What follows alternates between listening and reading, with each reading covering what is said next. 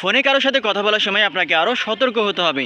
এই সেটিংসটা যদি আপনার ফোনে চালু থাকে তাহলে যে কোনো সময় আপনার ফোন কলগুলো কিন্তু ভাইরাল হয়ে যেতে পারে। সো আপনি যদি নিরাপদে থাকতে চান এই সেটিংসটা আপনাকে মাস্ট বি বন্ধ করতে হবে। কীভাবে বন্ধ করবেন, কোথায় সেটিংসটা পাবেন, চলুন আমি দেখিয়ে দিচ্ছি।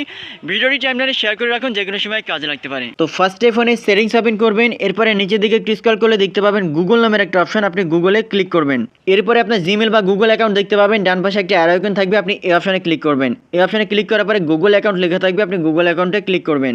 এরপরে নিচের দিকে একটু স্ক্রল করলে দেখতে পাবেন ডাটা অ্যান্ড প্রাইভেসি একটা অপশন, আপনি এই অপশনটা ওপেন করবেন। এরপর আপনি নিচের দিকে একটু স্ক্রল করবেন, দেখেন লেখা আছে ওয়েব অ্যান্ড অ্যাপ অ্যাক্টিভিটি, এই অপশনটা আপনি ওপেন করবেন। এর নিচের দিকে একটু স্ক্রল করবেন, দেখেন লেখা আছে ইনক্লাউড ভয়েস অ্যান্ড অডিও অ্যাক্টিভিটি, এখানে একটা টিক মার্ক দেওয়া আছে, এই টিক মার্কটা আপনাকে উঠাইতে হবে, এর জন্য এটার উপরে জাস্ট আপনি ক্লিক করবেন। এরপরে নিচের দিকে একটু স্ক্রল করবেন, দেখবেন যে লেখা থাকবে স্টপ সেভিং, এই অপশনটা আপনি ক্লিক করবেন। এখানে ক্লিক করার পরে গট ইট লেখা থাকবে, আপনি এই অপশনে আবার আপনি ক্লিক করবেন। ক্লিক করলে যেটা হবে টিক মার্কটা উঠে যাবে।